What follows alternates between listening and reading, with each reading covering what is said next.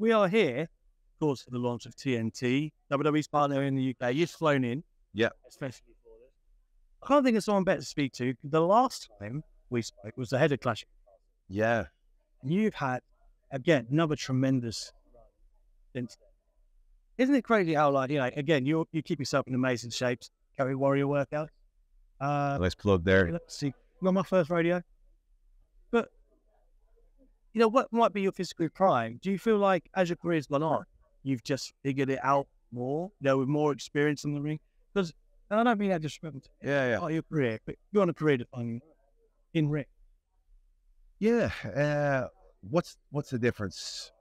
Probably more relaxed than I've ever been. I used to be so concerned about, as a good guy, what if they boo me? You know what I mean? Like, especially when there's that baby face run. I don't know, man. I just more comfortable in my own skin, really settled into it, and just,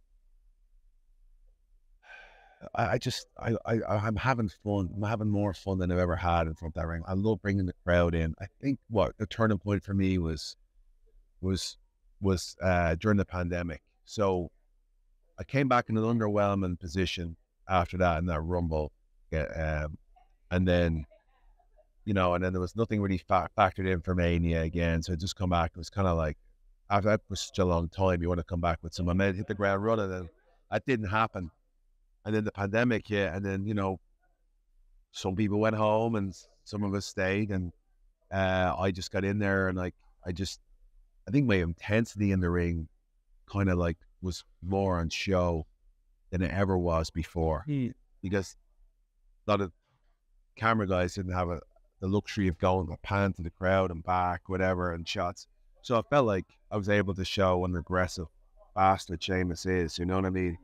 And that really stood out. And then I got some good feuds and stuff with Jeff, the stuff with Big E. Out of that, I think with some Riddle came in and brought Riddle to the dance, some serious hard-hit matches. Did the Drew stuff. Drew was getting a bit stale. You know what I mean? So kick the shit out of Drew. Put him back on the map as I always do. And after that I just went rolling. I just felt like, and then the crowd came back and I just embraced him, and I've just been embracing every opportunity, and everything is an opportunity for me, and that's been the most important thing. I'm glad you mentioned dance partners, because of course you have to mention Gunther and the Clash at the Castle. Oh yeah, Mania, obviously Drew involved in that as well. According to Drew stuck in the side door there. You know what I mean? Can't get away from that bleeding the bollocks. According to Melter, that's your first 2 5-star matches. Have you got any in particular in your mind that you think, hey? I think that one. I'm pretty sure the one with Brian, the 2 out of 3 falls, was a 5-star match, 100%. I've had some great ones too. I mean, even with Drew some of the matches with Drew on my own were great. That one with Cesaro and the best of 7 to me was a 5-star. And I think the reason it wasn't probably was because it ended in a non-finish, which was part of the story anyway. Yeah. I thought even in tag situations with Cesaro, we had that Iron Man match with the Hardys. That was amazing.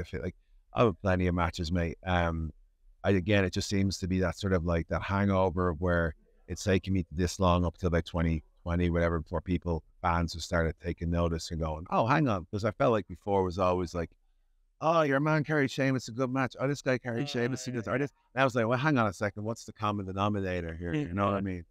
So it just, over time, I think it just, people realized, what I bring to the table. And I'm having fun, fella. I really am. I'm enjoying kicking the shit out of people. It's great. I always have. Is that why you and Gunther are so perfect partners, you think? Yeah, bro, I bring the best out of everybody. Like, I make people work in there. I make people bring it out. If you don't, I'm just going to eat you up. And I don't go in there with the mindset of like just eating people up. I want to take the physicality back. That's what means a great match. It's a war. It should be a fight.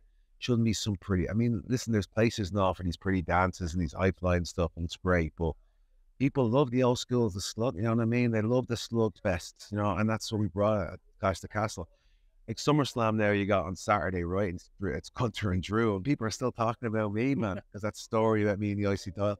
Gunther can't get away from me. He's probably having nightmares about me, you know what I mean? So my name is still being mentioned. Like, without me in that match, it ain't going to be a banger. Let's put it that way. I know you get this all the time, and you've been so open about the IC title.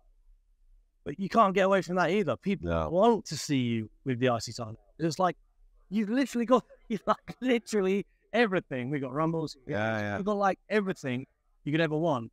And then Gunther's on this kind of like career-defining tear as well, with what's going to probably be a record setter, unless you have something to say about that. Do you think it's just fairy tale you're waiting for the right moment now again? I don't know, man. It just seems every time they put it out there, it's been a story, and it's a story that continues. You know what I mean? Until I get my hands on it. So it feels like that, like trying to catch that rabbit. You know, it just can't catch it. It's like, or Rocky trying to catch the lean chicken. It just keeps getting away from me further and further. But but that'll just make me more and more determined and make it even bigger when I do get my hands on it. I think people want it. Let's talk a little bit about wrestler. Actually, Roman Reigns. I want to talk on very quickly, because at one point I remember you saying League of Nations, pretty much there. Yeah, definitely that was what it was built for. How the level that he's at. Let's talk about that little journey there. How impressive you've been to see what he's been able to become.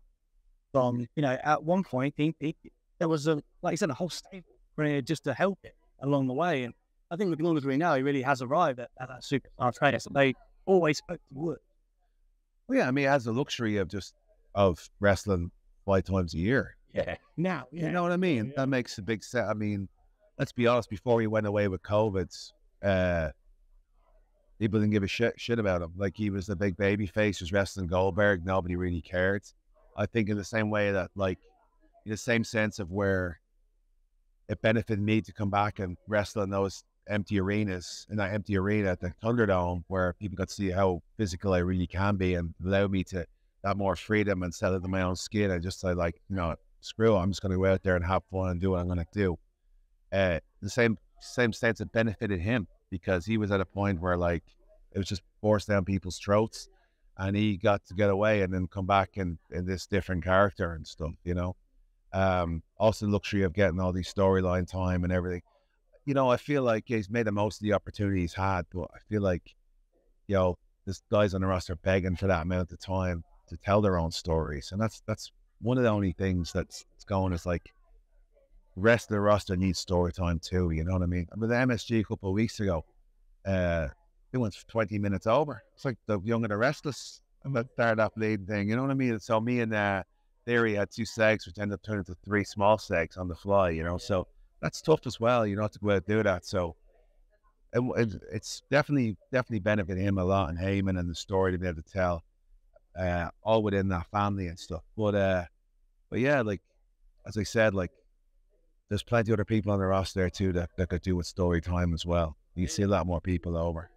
Yeah, not taking anything away from him, just saying. Yeah, no, it's a good point. Just to finish on here, then, yeah, be remiss if we didn't mention UK WrestleMania, right? John Cena mentioned it, of course, at Money in the Bank.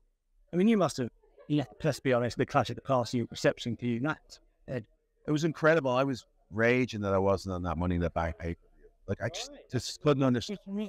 Couldn't wrap my head around it, mate. I honestly, like, could not wrap my head around. Like, after stealing the show at Clash of the Castle and then coming back, and no, the reception.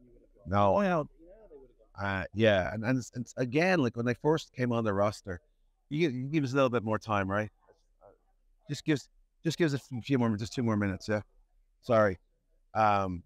So, the sense where, like, I lost my train of thought here, but Money in the Bank. But no, but Money in the Bank, like, it just, would have been a great opportunity. And, like, after everything that happened in Clash, it would have been, and it took me a while too with that UK crowd, when I first came on the roster, they didn't warm up to me, straight away. Yeah. So it's years and years of slogging and being consistent and going out there and put me heart, wearing me heart in my sleeve.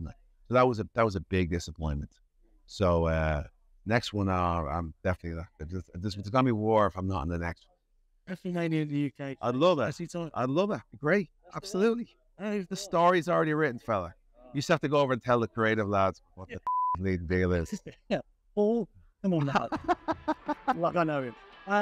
Sheamus, always a pleasure. Thanks, Matt. I appreciate it. A lot of times I was an attraction, which, I mean, I've had a great career. I'm not knocking that at all. But a lot of time I was like the building maintenance guy. And fill in all these holes because, I could step into these roles and help this guy get to the next level or this celebrity do this. And not really take as many hits on my persona or my image is bad.